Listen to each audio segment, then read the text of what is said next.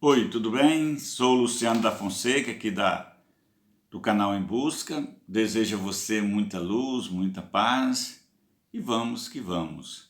Hoje vamos falar um pouco da origem do estado do Tocantins, ou da origem do povoamento do Tocantins, lá no século XVIII, durante a economia mineradora. Segundo Parente, no século XVIII, o chamado século do ouro, no Brasil colonial, após a fundação do primeiro arraial de Goiás, o arraial de Santa Ana, chamado de Vila Boa, atual cidade de Goiás, o critério para a fundação de outros arraiais era a descoberta do ouro, chamado metal precioso. Conforme o historiador Palacin, várias expedições deslocavam para as margens dos rios e córregos onde encontrava o ouro, as regiões auríferas. Populações de várias partes da colônia, da metrópole e do mundo se formavam à proporção que se descobria o ouro. Com isso, um novo arraial era formado, que podia prosperar ou ser abandonado, dependendo da quantidade de jazidas existente. Nesse contexto, se formaram os principais arraiais do centro aurífero de Goiás, como Vila Boa, Meia Ponte, Jaraguá, na região central de Goiás. Para a historiografia, o norte de Goiás, atual estado do Tocantins, teve sua fase originária entre 1730 e 1770, quando se deu a descoberta do metal precioso. Segundo Fonseca, durante a economia mineradora, vai ocorrer nessa região a formação dos primeiros arraiais no território onde situa o estado do Tocantins.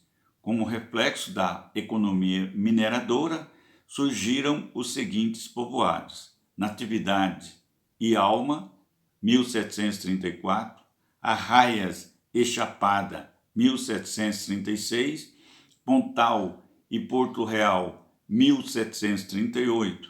Nesse mesmo sentido, nos anos de 1740, brotaram Conceição, Carmo e Taboca, e mais tarde o Arraial de Príncipe, em 1770. De acordo com a tese de Parente, alguns foram extintos, como, por exemplo, Pontal, Taboca e Príncipe, e outros resistiram e fizeram a transição da economia mineradora para a economia agropastoril, no século XIX, se transformando em vilas e cidades posteriormente. Para Antonil, as minas de ouro para os locais onde descobriam o metal precioso, deslocavam todos os tipos sociais possíveis. Assim, era grande o fluxo de pessoas de todas as partes e de todos os tipos, e isso permitiu uma composição social da população dos arraiais de ouro, e isso vai se tornar a população muito heterogênea e muito complexa. De acordo com o site do Estado de Tocantins, o objetivo do minerador era trabalhar, enriquecer e regressar ao lugar de origem. A população aurífera, em sua maioria, era de homem branco, solteiro ou desacompanhado da família, fato que contribuiu para a mistura de raças no interior da capitania. Tanto é verdadeiro que no final do século XVIII, os mestiços já eram a maior parte da população e logo foram absolvidos no comércio e no serviço militar. No contexto da sociedade mineradora instalada no norte goiano, atual estado de Tocantins, o ser mineiro significava ser rico, pois era dono de lavras, jazidas e de escravos.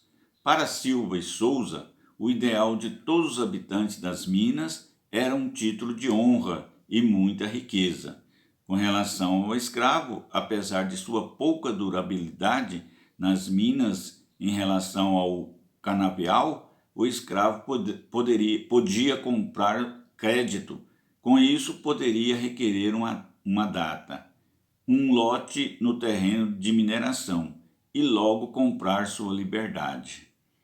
Além do mineiro rico, a população no interior das minas de ouro era composta de pobres, prostitutas, religiosos, comerciantes e pessoas que não tinham nenhuma ocupação e eram tratados, segundo os documentos oficiais do Estado, como vadios. No século XVIII, o comércio do ouro era feito por todos, uns com mais e outros com menos, porém todos participavam da chamada Bolsa do Ouro, com a fiscalização dos intendentes, dos representantes da coroa, grandes comerciantes e contratadores que residiam em Lisboa ou no Rio de Janeiro, mantinha aqui os seus representantes, os seus administradores. De acordo com o Parente, o africano teve um valor capital nas regiões mineiras. Além de ser mão de obra básica em todas as atividades, era também uma mercadoria de grande valor. Sendo assim, teve a condição determinante para conseguir concessões de lavras e, portanto, se tornar mineiro. Depois, com a instituição da captação no lugar do quinto, o escravo tornou-se referência de valor para o pagamento de imposto.